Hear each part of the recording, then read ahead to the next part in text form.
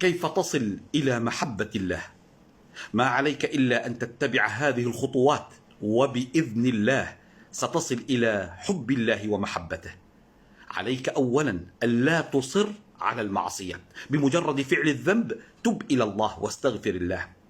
ثانيا عليك أن تجتنب وأن تبتعد عن صحبة السيئين الذين يأخذون بيدك إلى المعاصي.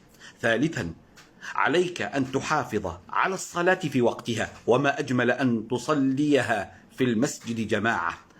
رابعا عليك بصحبة الصالحين الذين يأخذون بيدك إلى الخير. وأخيرا اجعل لنفسك وقتا وردا معينا من 10 دقائق إلى ربع ساعة تكثر فيه من ذكر الله وقراءة القرآن والدعاء، وقل اللهم أرني الحق حقا وارزقني اتباعه، وأرني الباطل باطلا وارزقني اجتنابه.